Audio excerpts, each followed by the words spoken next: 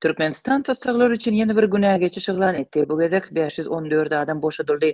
Amnistiya 20 aprelde ıglan edilenden soň Azatlyk radiosuna 15 ýyl höküm sürüp martda prezidentlikden çekilen Gurban Berdimuhammedowyň häkimet başyna geçen döwründe tutsak edilen birnäçe adamyň ykbaly ma'lum boldy. Milli Howpsuzlyk ministriniň öňkü orunbasary Baýjaew döwletgeldi türmede aradan çykypdyr. Bu arada 24 aprelde Azatlyň Aşgabatdaky ygtybarly çeşmesi habar berdi.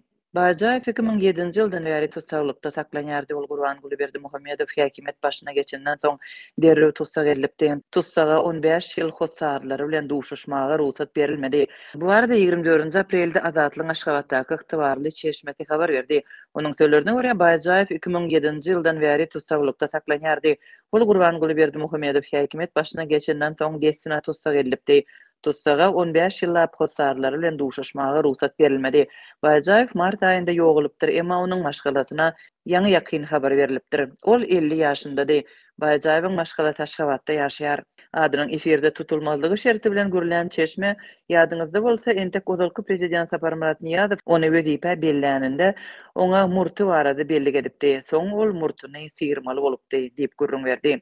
Çeşmeler öňkü prezident Gurban Berdimuhammedowyň häkimet başyna gelenden soň azatlykdan mahrum edilen ýene bir öňkü ýokary wezipeli şahsiýetiň ykbaly barada habar berýärler.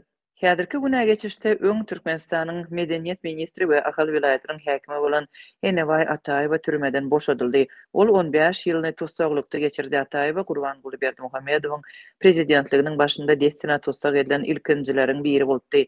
Ol 2007-nji ýylyň iýun aýynyň başynda öz edara otogunda tutsak edilipdi we onuň hatda garyndaşlaryny görmäge wagty bolmady.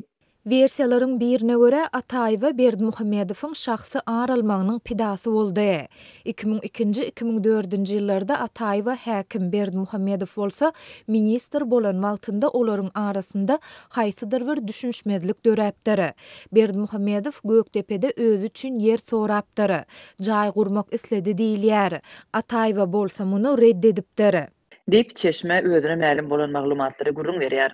Azatlyk gurrunu giden bu ýagdaýyň jekme-jekliklerini resmi taýdan tasdiklap bilmedi. Çeşmelere görä Enebay Ataýew 21-nji ýa-da 22-nji aprelde tutsaklykdan öýüne goýberilipdir.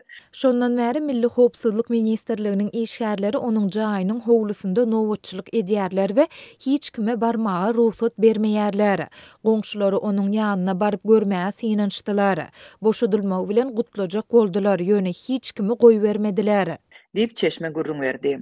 Uzak möhletli azatlykdan mahrum edilen öňkü ýokary wezipeli adamlaryň ykbaly prezidentiň yglan eden günä geçişiniň ýygyny belli boldy. Geçen aýda Kakatyryň oruna geçen prezident Serdar Berdimuhammedow 22-nji aprelde musulmanlaryň Remezan aýynyň Gadyr gejesi münasibetli 514 tutsagy boşatmak baradaky karara gol çekipdi.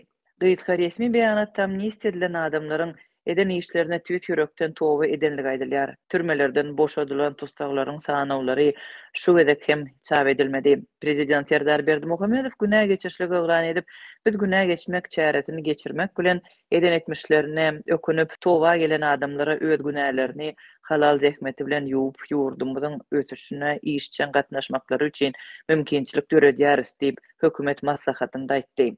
Türkmenistanda günä geçişleri ýylda birnäçe gezek yglan edilýär. Prezident dürli bayramçylyklara hem döwlet senelerine gabat köp bolmadyk tutsaklar üçin günä geçiş yglan edýär. Bu günä geçişlere prezidentiň öz awraýyny ýokarlandyrmagyň usullaryndan biri hökmünde hem seredilýär. Synçylar Türkmenistanyň türmelerinde aşy köp adamyň saklanýanlygyna ünsi çekerler.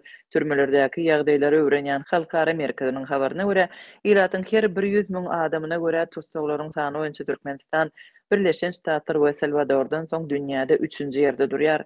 Bu maglumatlara görä 2017-nji ýylyň ahyryna çenli türkmen türmelerinde her 100 000 adama 552 tutsak bardy we olaryň umumy sany 30 450 adamdan ibaratdy. Munun başga da Türkmenistanda tutsakxanalarda azatlykdan mahrum edilen adamlaryň direksiz ýitirim bolýan ýagdaýlary bar. Olary diri görkezdiň atly halkara kampaniýasyna görä Türkmenistanyň türmelerinde ýüzlerçe adam ýitirim bolupdyr we olaryň 120-den gowragy barada jekme-jek maglumat hasap alınıpdyr. Ýitirim bolanlaryň sanawyna siýasy opozisiýa we korrupsiýa aýplamalary bilen tutsak edilen tanymal adamlar şeýle-de öňkü ýokary wezipeli resmiler bar.